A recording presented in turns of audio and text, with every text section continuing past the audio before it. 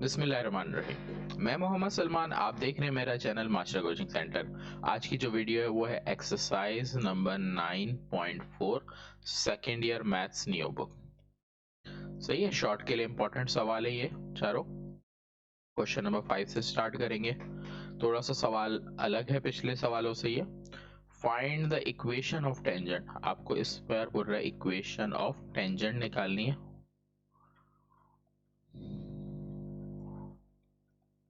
अब इसके लिए आपको मेंशन है, इक्वेशन क्या गिवन है, x square upon 5 plus y square upon 4 equals to 1। And given क्या है आपको, स्लोप। सही। अच्छा, जब भी आपको स्लोप गिवन हो, टेंजेंट की इक्वेशन निकालनी हो, तो जो फॉर्मूला आपको यूज करना होता है वो होता है फॉर इक्वेशन ऑफ टेंजेंट। आपके पास फॉर्मूला होगा y is equal to m x plus minus root a square m square plus b square. आपने ये फॉर्मूला यूज करना है जब आपको स्लोप गिवन हो और इक्वेशन गिवन हो इक्वेशन ऑफ टेंजेंट निकालने के लिए। सही। तो इसमें आप क्या करोगे, आप तो इक्वेशन ऑफ टेंजेंट या कोई भी नॉर्मल की भी निकालनी होगी तो यही होगा, m की वैल्यू चेंज होगी। कैसे निकालेंगे, m की वैल्यू हमको गिवन है, देखो स्लोप, इसका मतलब m की वैल्यू गिवन है 3, तो मुझे ये m पता है। a और b निकालने के लिए हम इक्वेशन को लेंगे, इक्वेशन को कंपेयर करेंगे equation of ellipse. Equation of ellipse होती है x square divided by a square y square divided by b square equals to 1। Comparing करेंगे तो 5 और ए स्क्वायर, तो a square is equal to 5, b square equals to 4। तो a square की value भी आ गई आपके पास और बी स्क्वायर की भी वैल्यू आ गई। जब आपके पास एम ए बी आ गया तो अब आप इस फॉर्मूले को यूज करोगे, y इज इक्वल एम आपके पास क्या है 3, फिर plus minus under root a square is equal to 5, m की वैल्यू आपके पास क्या 3, तो m का स्क्वायर हो जाएगा 9 प्लस b स्क्वायर आपके पास क्या है 4। सिंप्लीफाइड करते हैं इसको आगे,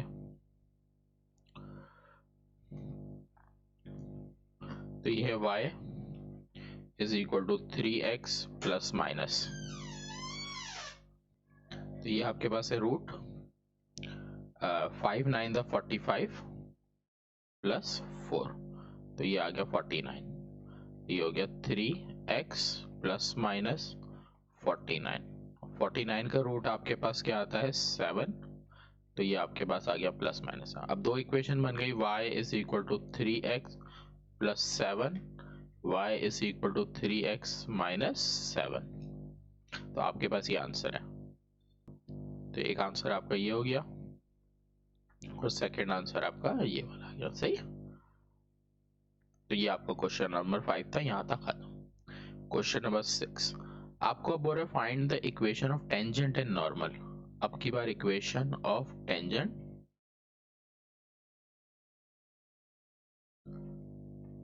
भी मालूम करनी है, इक्वेशन ऑफ नॉर्मल ये भी मालूम करनी है। सही। फिर आपको दे रहा क्या है, ये एक इक्वेशन ऑफ एलिप्स दे रहा है 9x square plus 25 y square is equal to 225। फिर आपको एक पॉइंट दे रहा है 3,12/5। अच्छा, अब इक्वेशन ऑफ टेंजेंट और नॉर्मल के लिए कंडीशन आपके पास अलग हो गई कि इक्वेशन गिवन है और पॉइंट गिवन है। जब आपको इक्वेशन और पॉइंट गिवन होगा तो आपके पास फॉर्मूला है इक्वेशन ऑफ टेंजेंट का।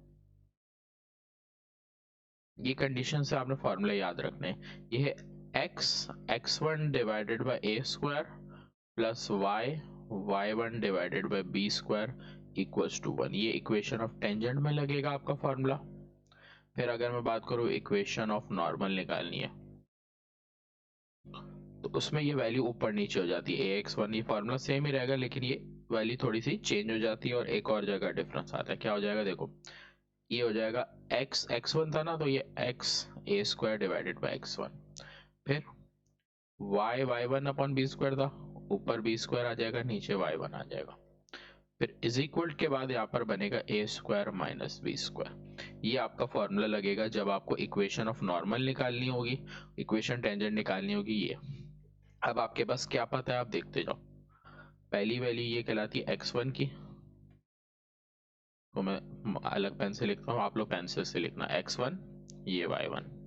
ए स्क्वायर और बी स्क्वायर की बात करूं तो ये वैल्यू यहाँ से आती है, सही। अब ये कैसे आएगी, इसको सॉल्व करना पड़ेगा। तो इसको थोड़ा सिंप्लीफाइड कर लेते हैं यहाँ पर पहले। ठीक, आप अपना स्टेप नीचे कर सकते हो, जहाँ जगह वहां कर लो। तो 9x square plus 25y square, अगर याद हो तो पिछले चैप्टर में, पिछली एक्सरसाइज में किया था इसको सिंप्लीफिकेशन। तो 225 डिवाइड में आ जाएगा, और जब डिवाइड में आएगा तो बेहतर है कि हम दोनों के नीचे एलसीएम ब्रेक करके लिख लें, इक्वल्स टू 1। यहाँ पर कटिंग होगी इसकी, तो 9 के टेबल में, 225 के टेबल में 9 हमारे पास आता है ऑलमोस्ट। यहाँ पर कैलकुलेटर यूज कर लेते हैं, 225 डिवाइडेड बाय 9, तो ये आ जाता है 25, ये आ जाएगा 25। और यहाँ पर कट करेंगे तो ये आ जाएगा नीचे 9, सही। तो अब अगर कंपेयरिंग करो इक्वेशन ऑफ इलिप्स से, तो इक्वेशन ऑफ इलिप्स क्या होती है, x square divided by a square, y square divided by b square equals to 1। तो कंपेयरिंग में हमारे पास वैल्यू आ गई, ए स्क्वायर की वैल्यू 25 आ गई, बी स्क्वायर की वैल्यू 9 आ गई। तो नीचे जो हमें फॉर्मूले यूज करने हैं उसके हिसाब से हमारे पास ए स्क्वायर भी आ चुका है, बी स्क्वायर आ चुका है, x1 आ चुका है, y1। अब दोनों को सिर्फ सिंप्लीफाइड करना है। x1 की वैल्यू आपके पास क्या है, 3। उसके बाद आपके पास ए स्क्वायर की वैल्यू है 25, y1 की वैल्यू आपके पास क्या है, 12/5। आपने लिख दी 12/5, यूं लिख दी। बी स्क्वायर की जो वैल्यू है वो 9 है, तो वो आपने y के नीचे मेंशन की, सही। जब अपॉन की वैल्यू दो ना कोई वैल्यू, तो वो इस तरफ मेंशन करो, बाकी जो अपॉन की वैल्यू वो एक के नीचे एक मेंशन करो, तो ये डायरेक्ट स्टेप हो जाता है, इजी। सिंप्लीफाइड कर लेते हैं, तो 3x/25, क्योंकि 325 में कोई कटिंग नहीं है। यहाँ पर अगर मैं देखूं तो 3 3 9, 3 4 12, कट हो गया। आपके पास बच गया 4y डिवाइडेड बाय 15। एलसीएम ले लेते हैं। आपको एलसीएम का जो मेथड आता हो आप वो कर सकते हो। सिंपल एलसीएम के मेथड में आप नीचे की वैल्यू को मल्टीप्लाई करते हो, तो 25 को आप मल्टीप्लाई कर दोगे किससे, 15 से। कैलकुलेटर शॉर्ट कर देता हूँ, 25 मल्टीप्लाई बाय 15, 375। फिर 15 3 जा 45, 25 4 जा 100y। ये वैल्यू डिवाइड में दूसरी तरफ जाएगी तो multiply, 45x plus 100y is equal to 375। या इक्वेशन आ गई। चाहो तो आप ये नंबर वाली वैल्यू इस तरफ ला सकते हो। इस साइड भी सॉल्व करेंगे। एक्स ए स्क्वायर की वैल्यू है 25, x1 की वैल्यू है 3। यहाँ पर भी जैसे मैंने पीछे से कहा, पहले y लिखा, बी स्क्वायर की वैल्यू मेरे पास क्या है, 9 है। और y1 की अगर वैल्यू की बात करूं तो वो 12/5 है, तो अपॉन किए तो यहाँ ऐसे ही लिखना पड़ेगा। आगे आता है ए स्क्वायर माइनस बी स्क्वायर। ए स्क्वायर की वैल्यू 25 और बी स्क्वायर की वैल्यू 9। कटिंग नहीं हो रही, 25x डिवाइडेड बाय 3। यहाँ पर पहले रेसिप्रोकल होगा, तो 12/5 है, तो ये हो जाएगा 5 डिवाइडेड बाय 12। ये 25 माइनस 9 हमारे पास आ जाएगा 16। 25x अपॉन 3, यहाँ पर 9 और 5 को मल्टीप्लाई करेंगे, 9 5 45y अपॉन 12। कटिंग हो रही है, पहले तो वो कर लेते हैं, इजी हो जाएगा। देखो 3 3 9, 3 4 12, तो बचा 5 3 15y डिवाइडेड बाय 4। कटिंग किए बगैर करेंगे ना तो थोड़ा सा सवाल में वैल्यू बढ़ी जाती है। जैसे यहाँ पर भी अगर हम बुक के आंसर में जाए तो इससे और सिंप्लीफाइड हुआ है, वो मैं सिखाता हूँ, पहले ये वाला सॉल्व कर लेते हैं। एलसीएम लेंगे, 4 3 12, 100y 100x, 3 15 75y। 12 डिवाइड में आ जाएगा, मल्टीप्लाई हो जाएगा, तो 100x प्लस 75y। 16 12 कर लेते हैं, तो 16 मल्टीप्लाई बाय 12, 192। यही आंसर। इसमें कॉमन कुछ भी नहीं आ रहा, इस वजह से 100 75 और 192 कॉमन किसी भी टेबल में नहीं आते। ये वाले कॉमन टेबल में आते हैं 5 के टेबल में, तो हम इसको रिडक्शन करेंगे और तो ये 5 के टेबल में आता है, ये भी 5 के टेबल में आता है और ये नंबर भी। तो 5 9 45, 5 के टेबल में 20, 5 2 10 और 0 तो 20 पे आएगा। और यहाँ पर 5 7 35, 5 5 25, 75। अब फर्दर और टेबल में नहीं आ रहा है, इसका मतलब ये मेरा आंसर है। क्लियर? तो ये वाला पूरा क्वेश्चन था, इसमें फॉर्मूले याद रखने। सारे सवाल इसमें ऐसे ही फॉर्मूले वाले हैं, इसलिए थोड़े इंपॉर्टेंट भी है। शॉर्ट में इनमें से कोई आ सकता है, चांस है। सही। तो आप लोग ये नहीं समझना कि इस बार का पेपर इजी आएगा, बुक चेंज हुई है तो मुश्किल आने का बहुत ज्यादा चांस है, क्योंकि सप्लीमेंट्री के जो पेपर्स अभी हो रहे हैं उनमें भी पेपर काफी डिफिकल्ट आया, तो ऑलमोस्ट जो एनुअल पेपर होंगे वो भी मुश्किल होंगे। आगे बढ़ते हैं। आगे बढ़ने से पहले मैं नीचे क्वेश्चन रख लेता हूँ तो आसानी होगी। इस सवाल में भी हमारे पास उसी तरह से कंडीशन है। ये दिया हुआ part number 2, question number 6 part number 2। तो आपको इक्वेशन दी है 49 x square 64 y square is equal to 64 by 49। ये वैल्यू को सिंप्लीफाइड कर लेते हैं, ये मल्टीप्लाई में यहाँ पर आके डिवाइड। ये इस तरह मल्टीप्लाई में दी हुई है क्योंकि यहाँ पर ये वैल्यू जब कटिंग होगी तो इजी हो जाएगा, इस वजह से मल्टीप्लाई में दी है। तो ये 64 by 49 is equal to 64 y square divided by 64 by 49 is equal to 1। देखो कटिंग में आसानी होगी, 49 से 49 कैंसिल, 64 से 64। आपके पास बच गया x square upon 64 y square upon 49। तो इससे हो गया इजी। अब इक्वेशन ऑफ इलिप्स ले लेते हैं यहाँ पर। तो इक्वेशन ऑफ इलिप्स है x square divided by a square y square divided by b square equals to 1। तो a square is equal to 64, b square is equal to 49। हमें बी स्क्वायर और ए स्क्वायर ही पुट करना है, इसलिए मैं ए या B नहीं निकाल रहा इस पे। आगे बढ़ते हैं। इक्वेशन ऑफ लाइन जो दी हुई है वो लिखते हैं। Equation of line the, point दिए हुए 8 cos alpha comma 7 sin alpha.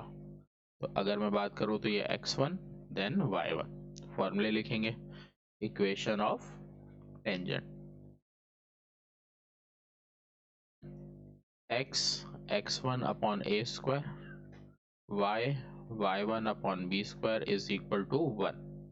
ये इक्वेशन ऑफ टेंजेंट के लिए फॉर्मूला है। x1 की वैल्यू आपके पास है 8 cos अल्फा, a स्क्वायर की वैल्यू है 64, यहाँ पर y1 की value 7 sin alpha divided by p square की वैल्यू 49। कटिंग हो रही है नंबर की, 8 1 8 8 8 64। तो ऊपर बच गया x cos अल्फा अपॉन 8, यहाँ पर y 7 7 49 sin अल्फा अपॉन 7। सही। यहाँ पर एलसीएम ले लेंगे और फिर ये हमारा आंसर कहलाएगा। तो 8 7 56, ये हो जाएगा 7x cos alpha 8y sin alpha is equal to 56 वहां पर आ जाएगा, तो आंसर हो गया 7x cos alpha 8y sin alpha is equal to 56। सही। इसके बाद हमें सॉल्व करनी है इक्वेशन ऑफ टेंजेंट, क्या हो गई equation of normal. Equation of normal, equation of normal आपके पास है x a square upon x1 y b square upon y1 is equal to a square minus b square. सही। अच्छा यहाँ पर एक चीज याद रखना, ए स्क्वायर और बी स्क्वायर केस के हिसाब से, अगर ये केस 1 की इक्वेशन है तो a square B square, case 2 की इक्वेशन होती है इलिप्स की तो यहाँ पर बी स्क्वायर ए स्क्वायर भी आएगा, ये चेंजिंग होगी। सही। आगे बढ़ते सॉल्यूशन के लिए। x1 की वैल्यू आपके पास कितनी है, ओ सॉरी x हो गया, फिर ए स्क्वायर की वैल्यू है 64, x1 की वैल्यू है 8 cos अल्फा, फिर y बी स्क्वायर की जो वैल्यू है वो हमारे पास कितनी है 49। फिर y1 की वैल्यू है 7 साइन अल्फा। ए स्क्वायर और बी स्क्वायर, ए स्क्वायर की वैल्यू 64, बी स्क्वायर की वैल्यू 49। यहाँ पर भी कटिंग हो रही है, 8 8 64, तो ये बच गया 8x divided by cos alpha. यहाँ पर 7 7 49 तो 7y divided by sine alpha. इन दोनों को माइनस करेंगे तो हमारे पास आ रहा है 15। सही, एलसीएम ले लेंगे नीचे तो ये हो जाएगा sine alpha cos alpha. Sine यहाँ पर आ जाएगा तो 8 साइन अल्फा x, यहाँ पर 7 कॉस अल्फा y। अब आपकी मर्जी है कि 7y कॉस अल्फा लिखो, 7 कॉस अल्फा लिखो, जिस भी अरेंजमेंट से लिखना चाहो, सही, दोनों ही तरीके से सही रहेगा। तो फाइनल आंसर हो जाएगा 8 sine alpha x, 7 cos alpha y, 15 के साथ आ जाएगा साइन अल्फा कॉस अल्फा। ये हमारा आंसर बनेगा। क्लियर? तो यहाँ पर आके हमारे पास ये क्वेश्चन एंड होगा। पार्ट दोनों हो गए 6 के। उसके बाद क्वेश्चन नंबर 7 पे जाते हैं, लेकिन इसके पहले हमें बोर्ड को क्लियर करना पड़ेगा, बहुत ज्यादा फेल हो चुका हमारा बोर्ड। बोर्ड क्लियर कर दिया। Question number 7, find the equation of tangent. सवाल वैसा ही है कि इक्वेशन ऑफ टेंजेंट निकालनी है।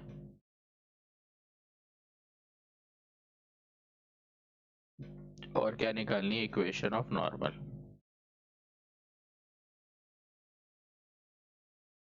सही। आगे बोल रहा है at the end of latus rectum with positive abscissa. ऐसा पॉइंट जिसका एब्सिसा पॉजिटिव हो, उस पॉइंट से हमें निकालनी है। तो अगर मैं बात करूं and point of latus rectum, वो डिपेंड करते हैं पहले तो केस के ऊपर। यहाँ पर अगर मैं इस इक्वेशन को पहले सॉल्व करूंगा फिर इसके बारे में बताऊंगा। इक्वेशन क्या दी हुई है? X square upon 3 y square upon 2। नजर आ रहा है कि आपके पास जो वैल्यू बड़ी है वो ए में है, इसका मतलब है केस नंबर 1 है। जब केस नंबर 1 होगा तो लेटेस्ट रेक्टम के जो वैल्यूज होंगी वो होगी e comma a e comma plus minus b square upon a. यहाँ पर मैंने ना एक प्लस माइनस इस पे नहीं आएगा, तो ये होगा plus minus a plus minus a b square upon a square. सही, ये आपके पास क्या end point of latus rectum के कोऑर्डिनेट है जिसको आपने सॉल्व करना है। इसके अलावा हमें यहाँ पर बोला है इक्वेशन जो निकालनी है वो पॉजिटिव वाले से निकालनी, तो इक्वेशन विद पॉजिटिव एब्सिसा।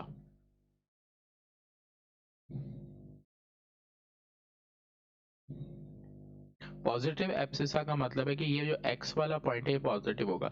इसका मतलब आपको इक्वेशन जब निकालनी है तो पॉइंट होगा a e b square divided by A.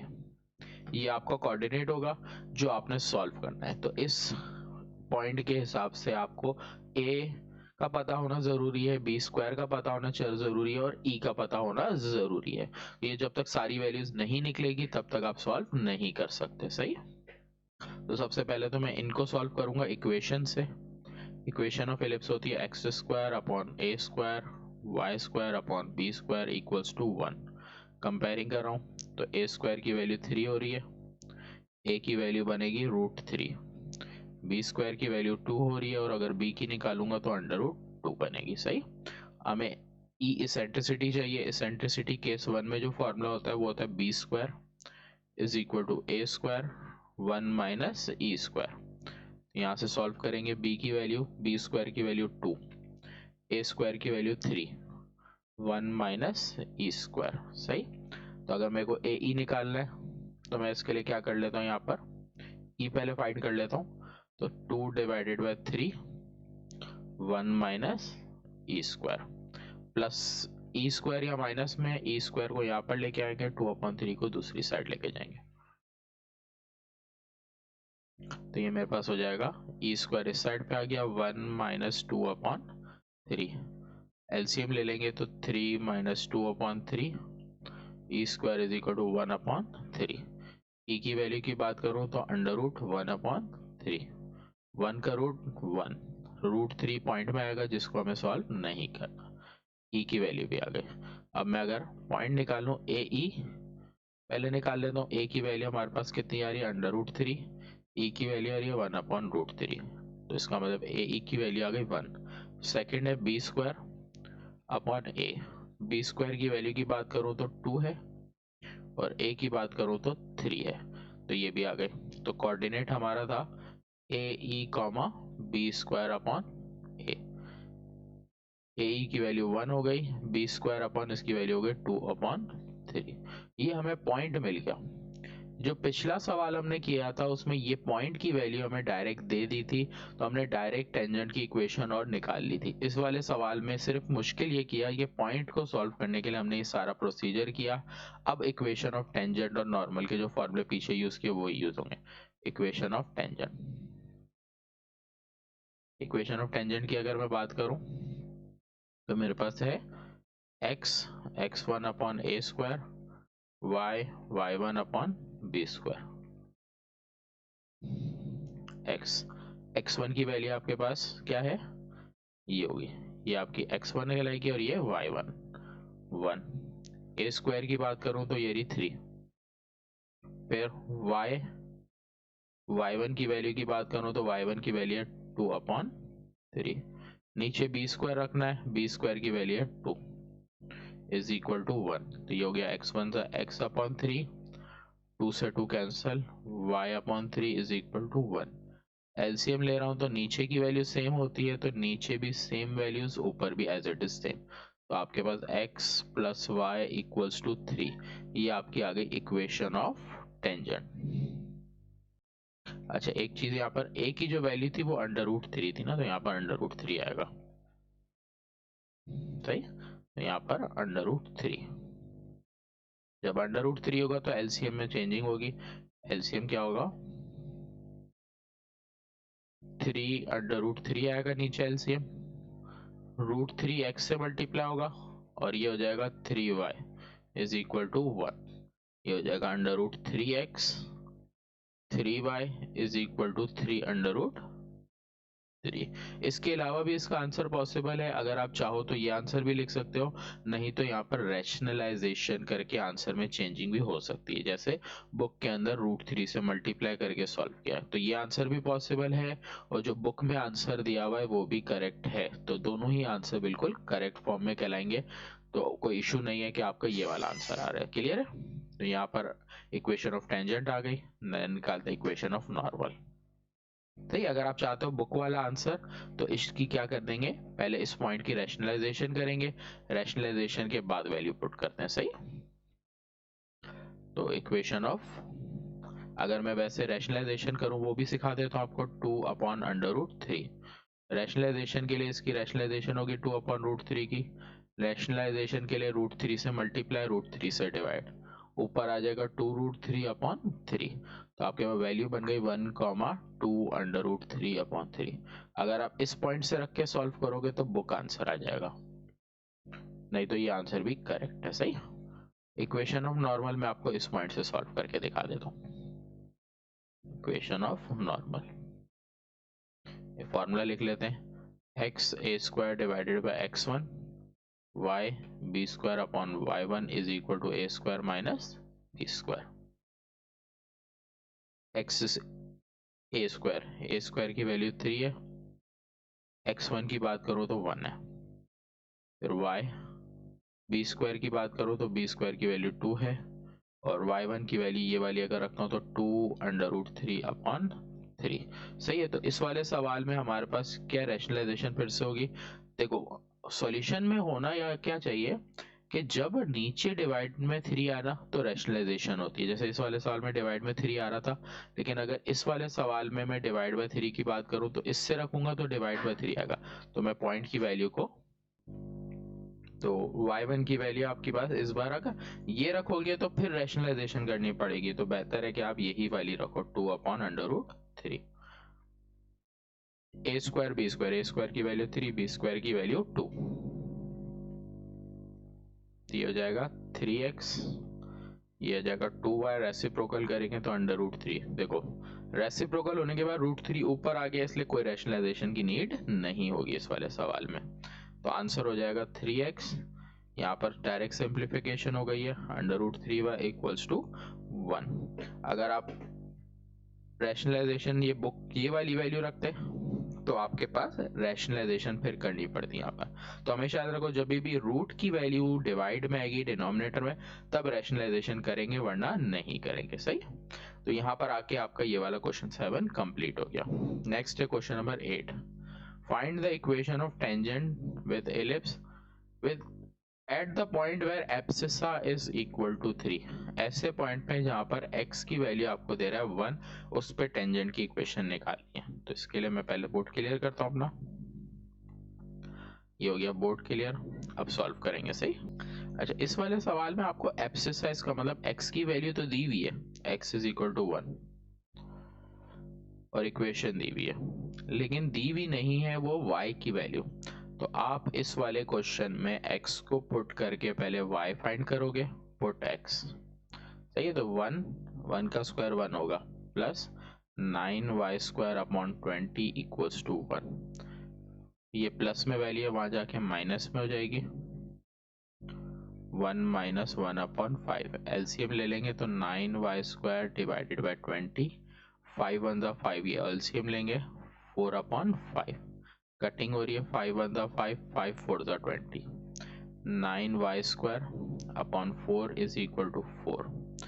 Further solve करें y को सेपरेट करने के लिए, तो पहले 4 उधर जाएगा, 16, 9 डिवाइड में नीचे आ जाएगा, स्क्वायर हटाएंगे, सामने √16 अपॉन 9। तो y is equal to 4 upon 3 plus minus. तो आपके पास इस बार कितनी वैल्यूज आ गई? 2 वैल्यूज आई। तो इसका मतलब है कि दोनों से सॉल्व करना है, क्योंकि कोई सवाल में पॉजिटिव नेगेटिव का वर्ड मेंशन नहीं है। जैसे कि पीछे पॉजिटिव दिया था तो 1 से सॉल्व की, नहीं दिया हुआ तो अब हमारे पास 2 गए। तो y की वैल्यू आपके पास क्या आई? 4 अपॉन 3 प्लस और माइनस में। x की वैल्यू 1 है, वैल्यू बन गई x, 4 upon 3 1, minus 4 upon 3 second.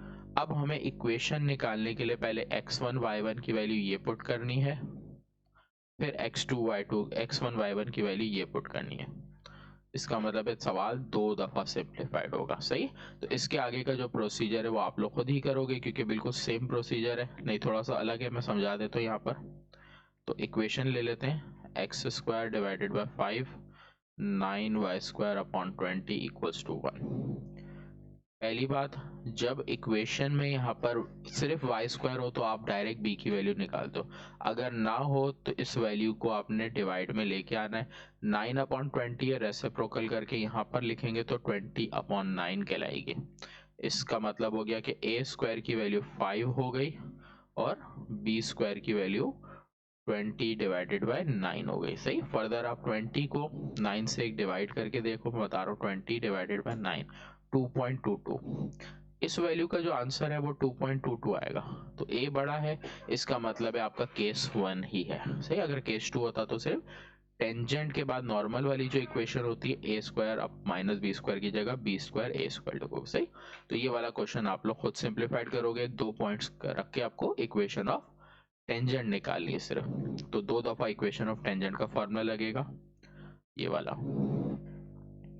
x1 upon a² y1 upon b² equals to 1। सही। अगर किसी को फिर भी डाउट हो तो मुझे मैसेज कर देना, इसका मैं आपको सवाल सॉल्व करके दे दूंगा, लेकिन जरूरत नहीं पड़ेगी, खुद प्रैक्टिस आपने करनी है। सही। इतने सवाल करने के बाद ये सवाल आपसे इजीली सॉल्व होना चाहिए। तो यहाँ आके एक्सरसाइज 9.4 हमारी कंप्लीट हो जाती है। तो मिलते हैं इंशाल्लाह नेक्स्ट वीडियो में, अगली एक्सरसाइज इसके बाद करूंगा। तो देखते रहिए, और मेरा चैनल अगर सब्सक्राइब नहीं किया, न्यू थे मेरे चैनल में, सब्सक्राइब जरूर करें।